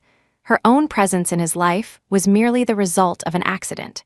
This accident was like a shooting star, brilliant and dazzling, but ultimately fleeting. Once the child was born, she would leave him completely, with no possibility of ever seeing him again. Sylvia knew this fact clearly, yet she couldn't stop herself from falling deeper, captivated by the gentle way he sometimes looked at her. Towards Eleanor, she always felt a sense of guilt. After all, if it weren't for her, the unexpected element, Eleanor should have had a happy and fulfilling marriage. So, whenever she saw Eleanor, Sylvia would instinctively lower her head, unable to meet her gaze. But she could still sense that Eleanor must have suspected something. The shame and unease of having disrupted someone else's relationship constantly gnawed at Sylvia. Honestly, when she saw Eleanor escape the wedding, a flicker of relief and secret joy had sparked within her. It meant she might still have a chance. But when Eleanor publicly announced the child's existence, Sylvia felt like a sewer rat exposed to broad daylight. All the dark, heavy, hidden emotions suppressed deep inside surged up, leaving her nowhere to hide, causing her to faint. Now, with the pregnancy unstable, her already fragile state of mind was burdened with further worry. When Agnes Montgomery visited that evening, Sylvia barely touched the dinner brought by the caregiver, prompting immediate nagging. "Sylvia, you're pregnant. If you eat so little, how will the baby get enough nutrients?" Hearing the reproachful tone, another wave of fear washed over Sylvia. Although she had no appetite, she picked up her chopsticks. Agnes Montgomery finally nodded, picked up the nearby medical chart, and began flipping through it, her frown deepening. Watching her expression, Sylvia's heart began to pound. Though this powerful matriarch had always treated her kindly, Sylvia knew it was only because of the child in her belly. Now that the baby's condition was unstable, she bore undeniable responsibility. Thus, she felt exceptionally nervous in the old woman's presence. And as she feared, after understanding the basic situation, Agnes Montgomery began her lecture. Perhaps influenced by the day's events, her tone was far from peaceful, and her words were somewhat harsh. Sylvia, already afraid of her, started tearing up under the scolding. So, when she saw Vincent push open the door and enter, she looked towards him expectantly, as if seeing a savior. But one look at his devastated and despairing face made her freeze. Having known him for this long, Sylvia had never seen him look like this. Her voice inevitably held a note of sympathy. "Mr. Montgomery, what's wrong? Are you feeling unwell somewhere?" Vincent remained indifferent to her concern. He strode to the bedside, his gaze fixed on her abdomen, his tone resolute. "I want to terminate this pregnancy." His words stunned both women. Sylvia's face filled with disbelief, while Agnes Montgomery, furious, stepped protectively in front of her. "Not as long as I'm alive, this is Montgomery blood." Chapter 16, neither grandmother nor grandson was willing to back down. The tense atmosphere crackled, ready to explode. Vincent clenched his fists, his eyes wild. "It's my child, you have no right to interfere with my decision." His words provoked Agnes Montgomery so much she nearly had a heart attack, slamming her hand on the table. "I have no right, but Sylvia does. The child is in her womb. She is the mother. The decision to keep it or not should be hers." With that, she shifted the battlefield onto the trembling Sylvia. Under the pressure of their stares, she lowered her head, fingers twisting the hem of her dress. She knew, clearly, that this child was her only remaining chance to stay by Vincent's side. She couldn't lose this child. But the choice wasn't truly hers. Agnes Montgomery didn't know about the agreement she had signed with Vincent, but Sylvia did. It was written in black and white. That was why, for the past few months, she had diligently followed his every request, hoping to remain near him. But now he wanted to get rid of the child. Sylvia's bleak world plunged into darkness. Vaguely, she could guess the reason. Yet, a sliver of hope lingered within her. Mustering her courage, she looked up at him and asked, "A reason, Mr. Montgomery? I need a reason for terminating the pregnancy." Agnes Montgomery had assumed Sylvia would side with her. Hearing her sudden question, the old woman shot her a cold look. No reason is acceptable. I am keeping this child. Vincent knew his grandmother was unusually stubborn about this child, but he had made up his mind. Not wanting to argue further, he shifted his gaze to Sylvia, his icy tone softening slightly. The child and a Leaner cannot coexist. I want a Leaner, I'm sorry. Hearing this, and recalling the afternoon's events, Agnes Montgomery felt utterly exasperated with her grandson and immediately began scolding him. Sylvia felt as if she had fallen into an ice cellar, the blood freezing in her veins. Her face turned ashen, her eyes dull. She slumped back against the headboard, tears streaming down her cheeks. The argument between grandmother and grandson escalated, their shouts nearly raising the roof, neither able to convince the other. Vincent lost patience, directly called a doctor, and began inquiring about abortion procedures. This act enraged Agnes Montgomery so much that she collapsed, fainting on the spot. The hospital room descended into chaos. Sylvia, however, seemed lost, completely numb. She stared blankly out the window, her mind empty, only the words, "I want a Leaner," echoing endlessly. She wasn't surprised by Vincent's decision, she had even anticipated it. But when it actually happened, she still found it unbearable. So, when Agnes Montgomery woke up and told her the child could be saved, she broke down sobbing uncontrollably. Vincent, defeated in his efforts, felt a deadness in his heart. Hearing the crying, the anger within him flared even hotter. He slammed the door and left. But sitting alone in the car, staring at the empty seat beside him and the dark night sky, he felt like an isolated island in a vast ocean. The only lighthouse that could illuminate his way had been extinguished today. He was lost in the boundless tide. Chapter 17, a late-night phone call shattered Eleanor Hayes's peaceful sleep. Exhausted, she couldn't open her eyes. Fumbling blindly on the nightstand, she habitually pressed the answer button. Vincent Montgomery's voice came through the phone, choked with emotion, clearly drunk. "Eleanor, where are you? Why aren't you home yet? Don't you want me anymore?" In her drowsy state, Eleanor couldn't quite make out his words. However, Julian Croft, sleeping beside her, heard everything clearly. In the dim light, he looked at the barely conscious Eleanor, gently took the phone, walked out onto the balcony, stared at the caller ID for a long moment, then finally spoke slowly. "Mr. Montgomery, how much have you had to drink? How did you manage to call my wife's phone? Shouldn't you be contacting Miss Gable?" Hearing Julian's voice, Vincent sobered up considerably, his reason returning briefly. "What right do you have to answer Eleanor's phone?" Hearing his furious question, Julian's mood instantly improved, his tone laced with pleasure. "The right of being the one sleeping beside her.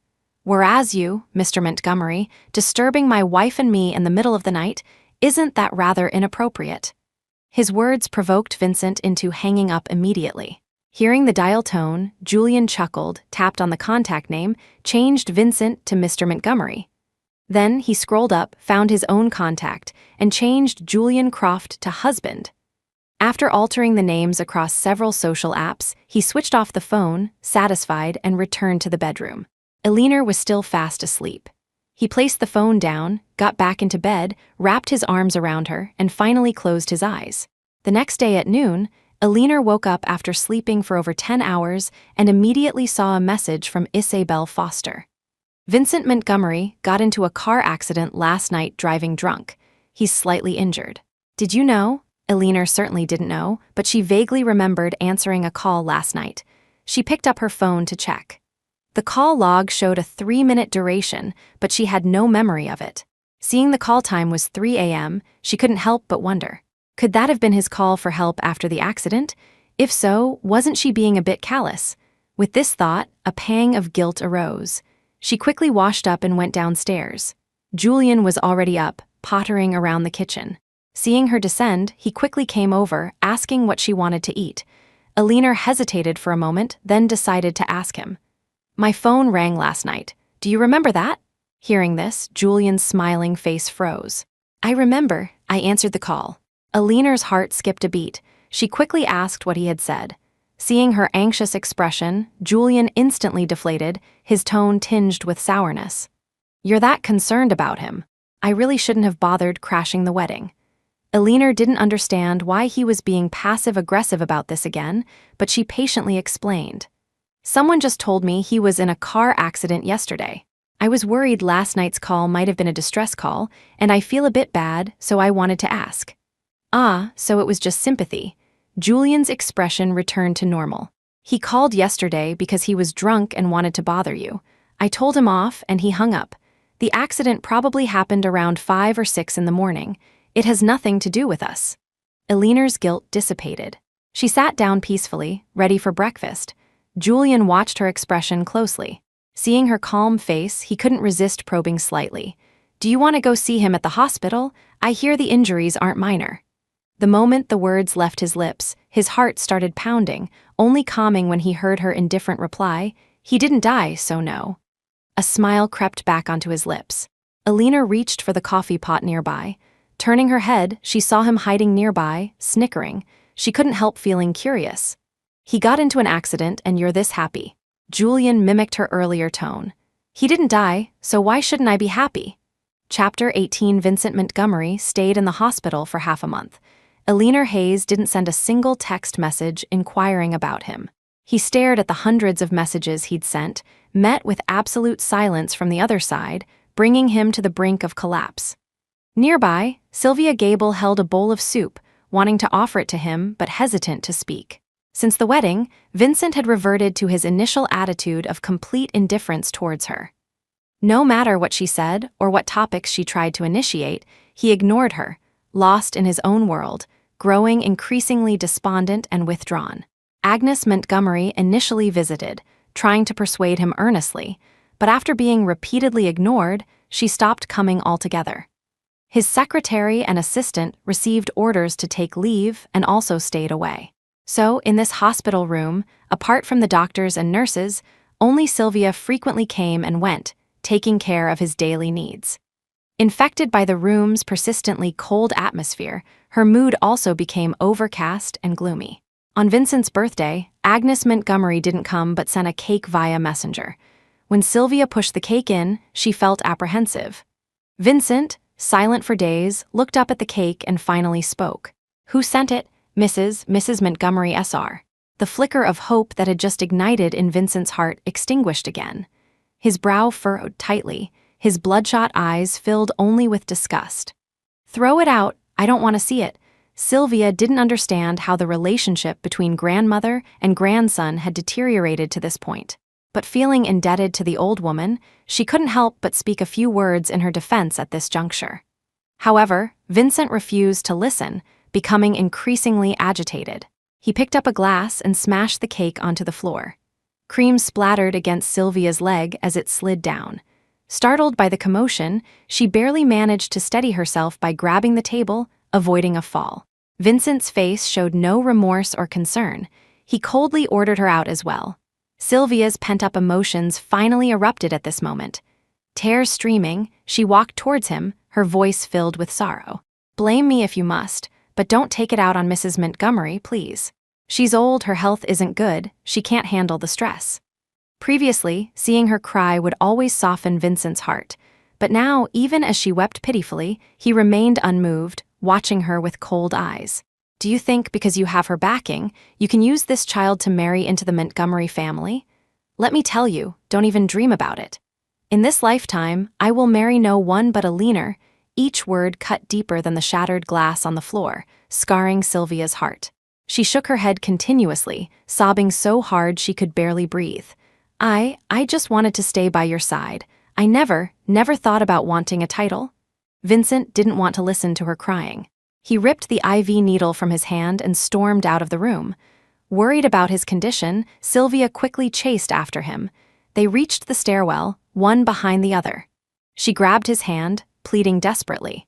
Your body hasn't recovered yet. Please go back and rest, okay? I'm begging you. Without a second thought, Vincent flung her hand away. Losing her balance momentarily, Sylvia tumbled down the stairs. She screamed as she fell, her face filled with terror, desperately trying to shield her stomach. But blood still trickled down, staining her clothes. Intense pain shot from her abdomen. She felt like she was being torn apart. Only one thought remained in her mind: protect the child. She reached out a blood-soaked hand towards Vincent on the landing above, crying out silently, begging him to save their child. Chapter 19. Seeing Sylvia fall, panic flashed across Vincent's face first, and he instinctively took a few steps down the stairs. But hearing her pleas for help, he stopped. The child. Their child. If she miscarried here, wouldn't that mean he could finally draw a clear line between himself and Sylvia? Wouldn't Grandma stop pressuring him? And wouldn't the only obstacle between him and Alina be completely removed? Then, couldn't he win her back? Once this thought took root, it grew wildly like weeds. He lowered his eyes, watching Sylvia struggle in the pool of blood. A flicker of pity crossed his face, but he made no move. Dark blood seeped down the stairs. Gradually, Sylvia's struggles weakened, the sounds she made fading into silence. Vincent gripped the handrail, walked down to her side, tiptoed carefully around the blood pool, and crouched down, staring intently at her. Her eyes were closed, eyelashes trembling slightly. Her face was a mixture of blood and tears, looking both pitiful and terrifying. His objective achieved, he should have felt ecstatic. But somehow, seeing her like this, a faint pang of pain stirred within him. But the pain was slight, fleeting, nowhere near the despair Alina's escape had inflicted. So he remained silent for a long moment. Before she completely lost consciousness, he told her, "The child is gone, the agreement is terminated too, but I'll give you double the compensation. Promise me, you'll never appear in the capital again, never appear before me and Alina." After reaching the ground floor, Vincent finally called a doctor, informing him of Sylvia's location. Then he hung up, hailed a cab on the street, and gave the address of the Croft residence. All the way there, his heart pounded relentlessly, his mind replaying the bloody scene he had witnessed before leaving. When the car stopped in front of the villa, the doctor called back, confirming that the child couldn't be saved. He felt a complex mix of emotions, unsure what to make of it all, as he dazedly opened the car door. Just as he stepped out, the villa gate happened to open. Julian Croft was being pushed in a wheelchair, complaining to Alina Hayes behind him about how much his ankle hurt. Alina listened with a furrowed brow, constantly glancing back towards the garage. The driver hadn't arrived. Julian, in some inexplicable fit, suddenly grabbed her hand. She turned around, about to ask the young master what new drama he was stirring up, when her eyes landed on the figure standing by the gate. It had been over half a month. Vincent was skeletal, his eyes sunken. Still wearing hospital clothes, he looked exhausted and frail. The moment their eyes met, he immediately walked forward, his voice trembling uncontrollably. "Alina, can we talk?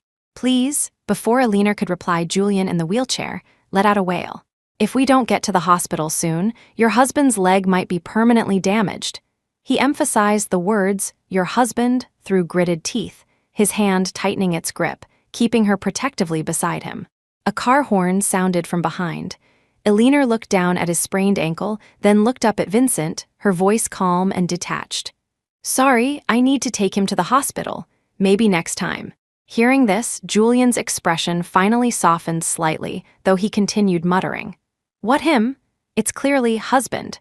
Husband sprained his ankle saving you, and you won't even call me husband. You're breaking husband's heart." His constant complaints, one after another, made Alina pinch him.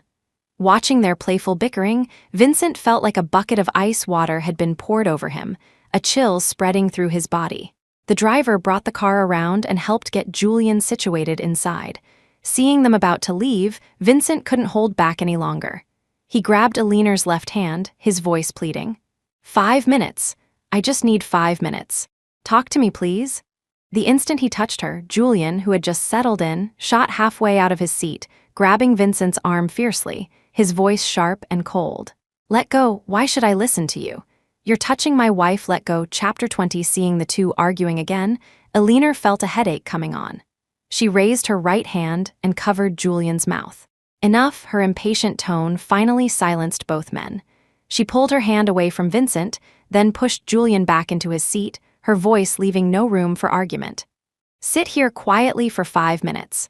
No talking and no moving." Seeing her expression, Julian didn't dare utter another word, blinking rapidly to signal his understanding. Alina finally released him, closed the car door, and walked about 10 meters away. Vincent quickly followed. She turned back, caught Julian's yearning gaze, and sighed silently. "What is it? Say it." Vincent stood beside her awkwardly. Hearing her prompt, he looked up, his face a mask of complex emotions. After half a minute of silence, he took a deep breath and poured out his heart. It's completely over between me and Sylvia Gable.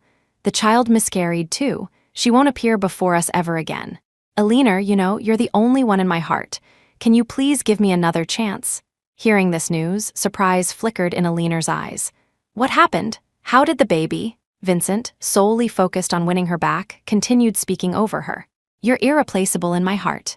I know you minded the child, so I made him disappear. Alina, anything you don't like, I can make disappear. Please forgive me, okay? He spoke with feverish excitement, as if he had done something wonderful and was seeking praise. Seeing his almost manic state, Alina felt a surge of shock and instinctively took a couple of steps back. That was your own flesh and blood, how could you be so cruel? Sylvia loved you so much. Why would she agree to abort the child? Seeing the fleeting fear on her face, Vincent panicked, afraid she misunderstood, and hastily explained. No, I didn't kill the child. She fell down the stairs herself and miscarried. Alina, it was just an accident. It had nothing to do with me. As Vincent said this, he was so tense his facial muscles twitched, and his eyes darted around nervously. Instinct told Alina there was more to the story. Julian's impatient calls came from behind, reminding her time was almost up. She cut to the chase, asking the important questions. When did the miscarriage happen? She has no family here. Why weren't you by her side? Vincent stared at her intently, his mind consumed with reconciliation. An hour ago. I arranged for someone to help her, gave her a lot of money. She'll be fine. I just wanted to come tell you the news as soon as possible. Alina, now that all obstacles are removed, can we go back to how things were? Like nothing ever happened, please. Alina never imagined he could say such things. That was a living being, yet in his eyes, it was merely an obstacle. The face so close to her, identical to the one she once knew, now felt utterly alien. She lowered her head and turned sideways. We can't go back. Let's part amicably. Don't come looking for me again. I'm married now. I need to start a new life. Her words struck Vincent like a dagger to the chest. His body trembled violently, his eyes clouding over with darkness, his voice raw and desperate. Why? It should have ended long ago. The night I flew to Italy, it should have ended then. I told you I have exacting standards. Let's stop here, Vincent. Chapter 21, back in the car, Julian's face was as cold as ice. He held up his watch, waving it in front of her face, his tone resentful.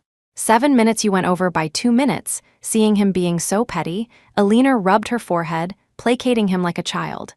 2 minutes, I promise you 2 favors. Deal? His appeal granted, Julian's expression immediately returned to normal. He took her hand in his. All right, first favor, tell me everything you talked about. Alina patiently recounted the entire conversation. Only then did Julian's anger subside. After arriving at the hospital and finishing the checkup, the doctor said it was nothing serious and suggested trying acupuncture from a traditional Chinese medicine practitioner. Alina pushed him to a nearby TCM clinic. As soon as the needles were inserted, he started whining incessantly in her ear. Her mind was preoccupied with Sylvia. Julian's constant interruptions made her increasingly restless.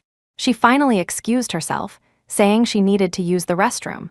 Once outside, she headed back to the hospital and used her connections to find Sylvia Gable's room. Pushing open the door, she saw Sylvia's paper white face and empty eyes. Alina felt a mix of complicated emotions.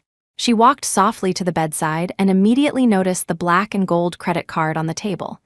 Seeing it was Alina, focus returned to Sylvia's eyes. Before she could speak, tears were already cascading down her face. Alina, feeling a pang of sympathy, looked away slightly and took a gentle breath. You're still young, don't be too sad, take care of your health. Sylvia shook her head, her voice hoarse. Without the child, he won't even look at me again. I can't help it, I can't let him go.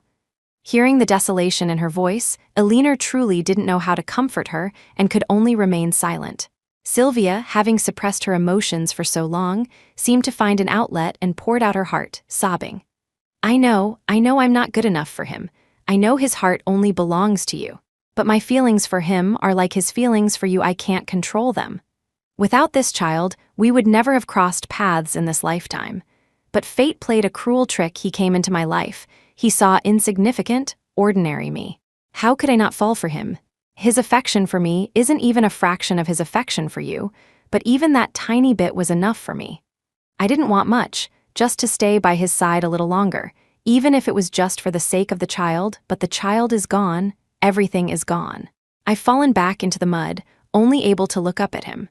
To have had something and then lost it is 1,000 times crueler than never having had it at all, isn't it, Miss Hayes? On her way up, Eleanor had considered advising Sylvia to let go of Vincent. After all, his earlier words had been excessively cold and heartless. He clearly wasn't someone reliable, especially for someone like Sylvia with an ordinary background. But now, listening to her tearful confession, Eleanor felt that anything she said would be inappropriate. Moreover, Sylvia was completely devoted to Vincent. No amount of words would sway her. The only thing she could do was sit silently beside her, acting as a faithful listener. After venting her pain, Sylvia gradually regained her composure. A phone rang.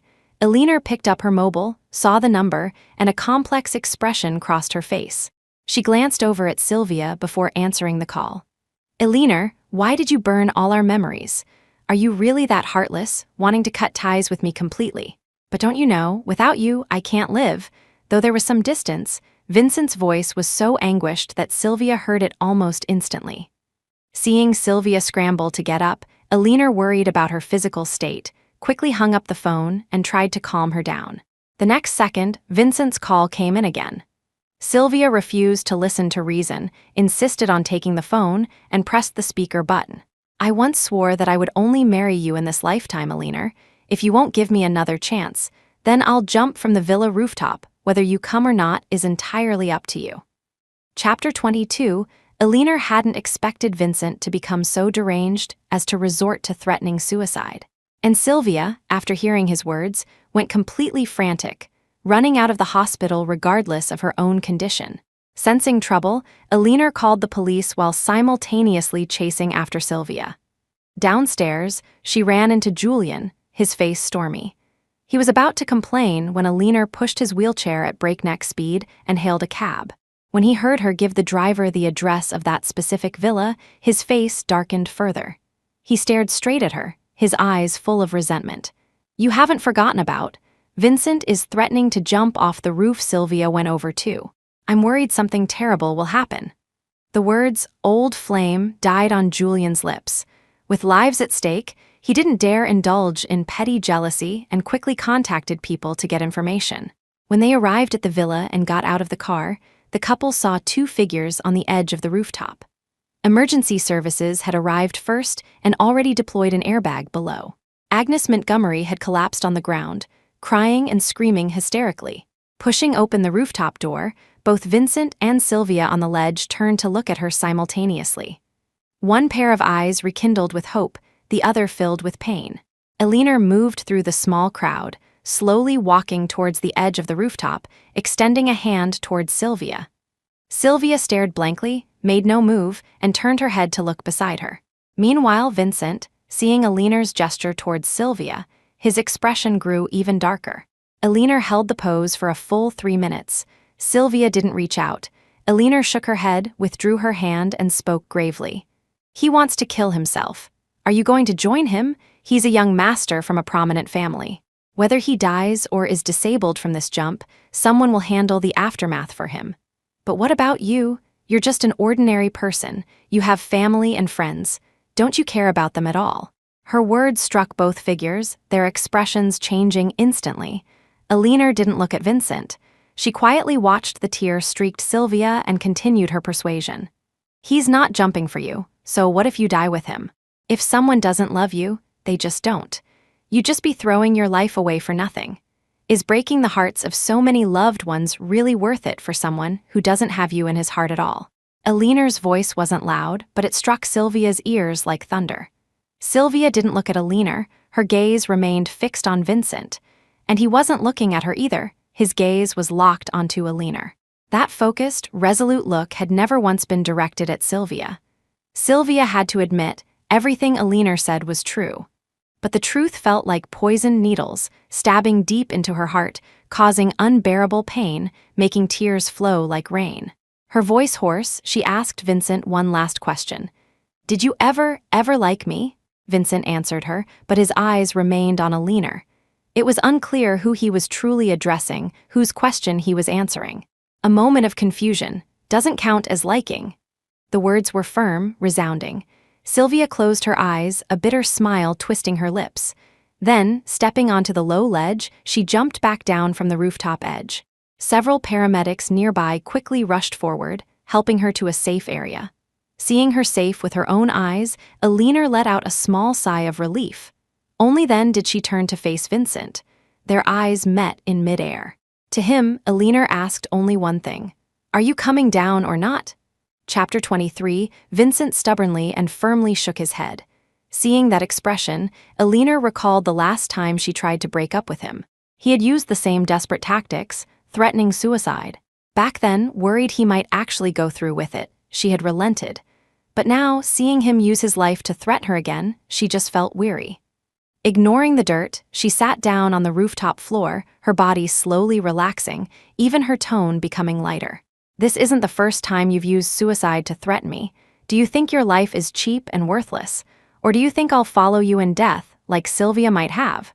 Her two questions plunged Vincent into confusion. Panic flickered across his face as images flashed rapidly through his mind. The time he used suicide to win her back, her face etched with helplessness. After the proposal, when she confronted him about the drunken night, her face full of grief. The night she picked out her wedding dress, lying in his arms saying an eye for an eye, her face numb.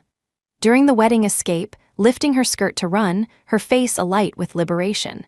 Every expression was deeply etched in Vincent's memory, unforgettable. But the impact of each of those expressions paled in comparison to the calm indifference on her face now. Before, their relationship had teetered on the brink countless times, yet always survived.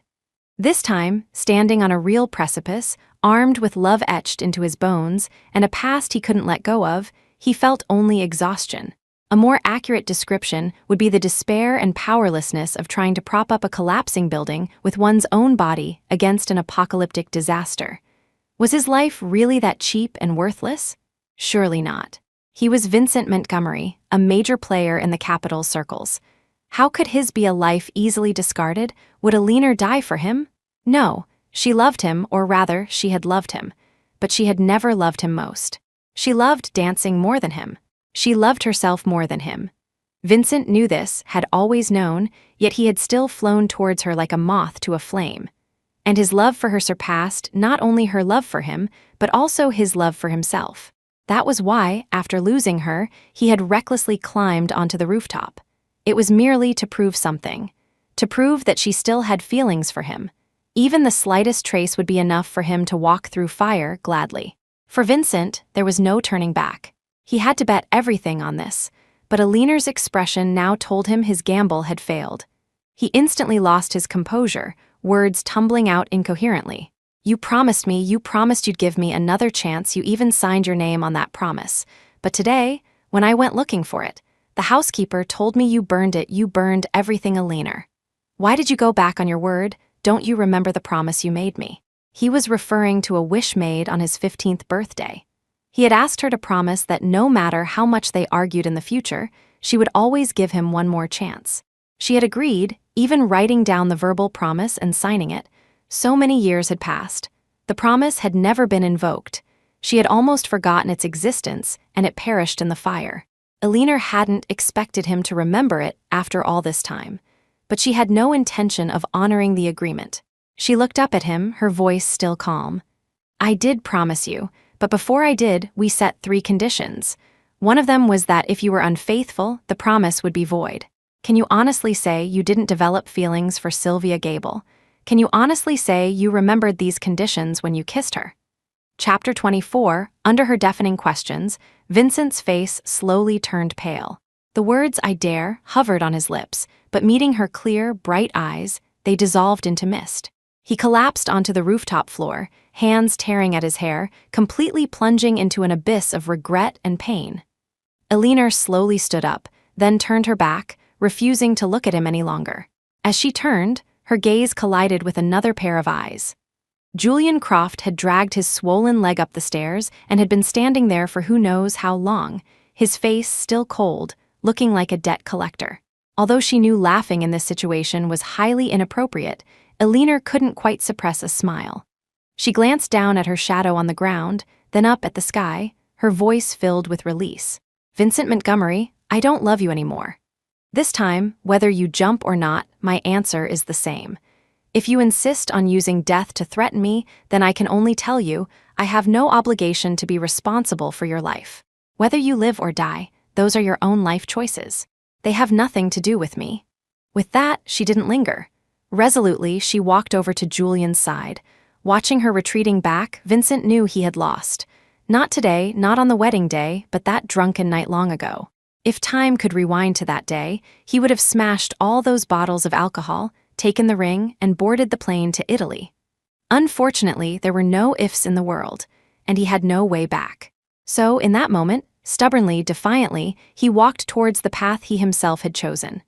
Vincent Montgomery spread his arms and fell backward, like a moth trapped in a cage, finally finding freedom. He flew towards the flame he was destined to sacrifice himself for.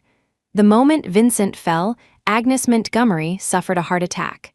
Both were rushed to the hospital together. After a day and night of emergency treatment, the result was 1 death and 1 injury. The old Mrs. Montgomery died from the heart attack. Vincent Montgomery broke his legs, resulting in high-level paraplegia.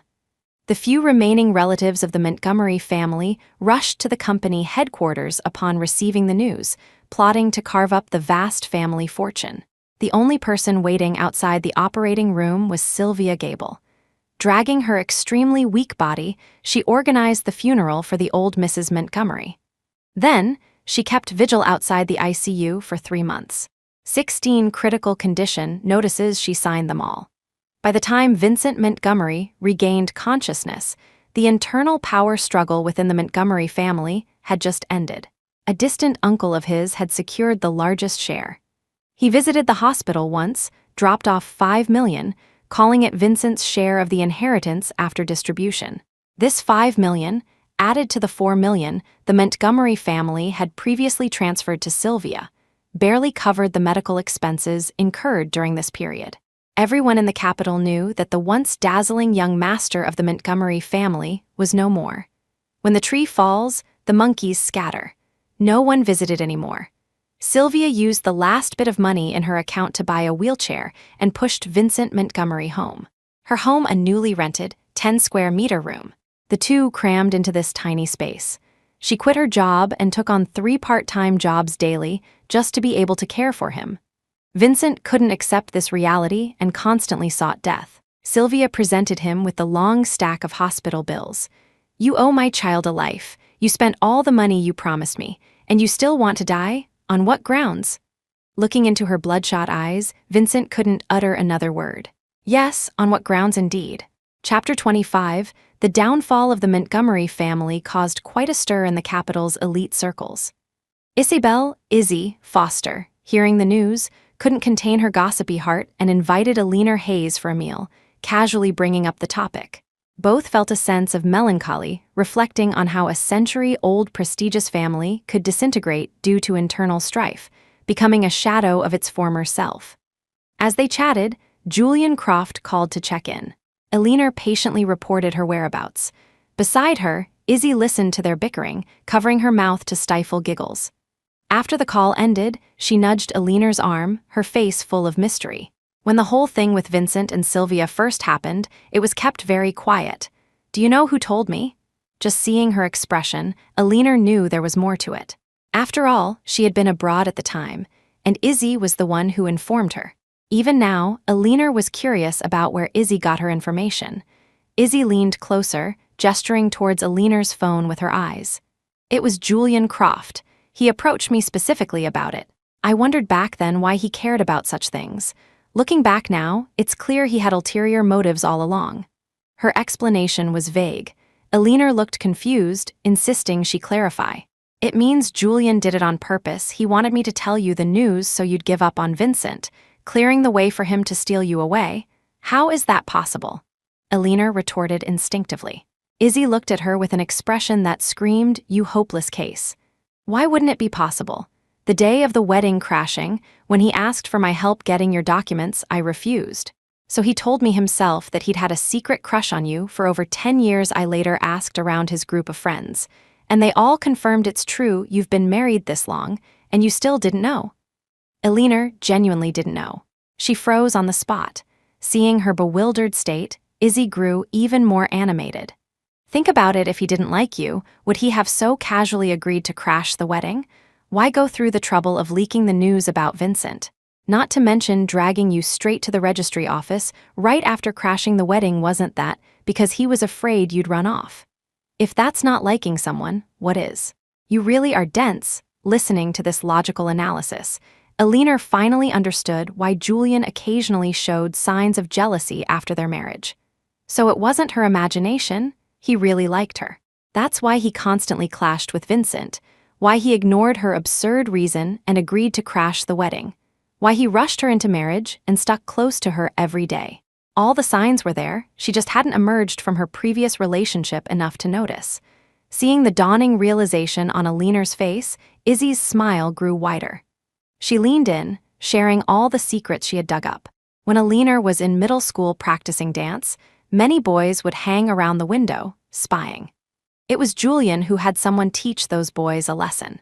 When she was 17 or 18 and suffered an injury that nearly ended her dance career, it was Julian who stepped in, persuading an 80-year-old elder from his clan to come out of retirement and treat her.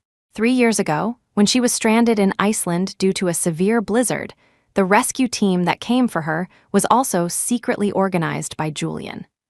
Only today did Eleanor learn that the small strokes of luck she attributed to fate actually had a hidden hand behind them. Julian had been silently watching over her all along, and she hadn't noticed at all. Throughout the afternoon, listening to Izzy recount these old stories, Eleanor felt a whirlwind of emotions. In the evening, at the agreed time, Julian arrived promptly in his car at the cafe to pick her up. He still had that same nonchalant air, leaning against the car door. As soon as he saw her, a casual smile touched his lips. What took so long? What bad things did Izzy say about me this time? If it was too harsh, I might have to request a confrontation. Hearing his usual playful banter now, Eleanor somehow found him rather endearing. She smiled, walked slowly towards him, and mimicked his tone. Well, she said, quite a lot, actually. Said you have a secret crush on me. Is there any truth to that? As she spoke, she suddenly leaned closer, startling him. A flash of panic crossed his face, making his words tumble out.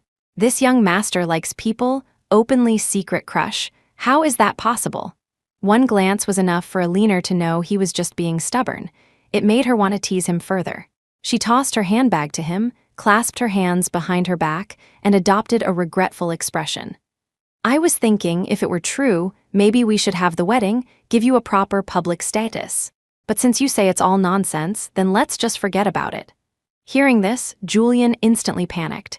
He grabbed her hand, pulling her into his embrace. We can't forget about it. I lied, it's true, I did have a secret crush on you. You had no idea. Doesn't that deserve a wedding as compensation? As Julian spoke, his eyes sparkled. For some reason, Eleanor remembered their meeting at the cafe, when he first heard about crashing the wedding. His eyes had looked just like this then too, as if stars were shining within them. So the trajectory of fate had shifted from that very moment, and she had been completely oblivious. Thankfully, it wasn't too late. She reached out, returning his embrace, feeling the warmth in his arms, her voice tinged with laughter. All right, whatever kind of wedding you want, I'll make it up to you. You can't take it back. I absolutely won't take it back.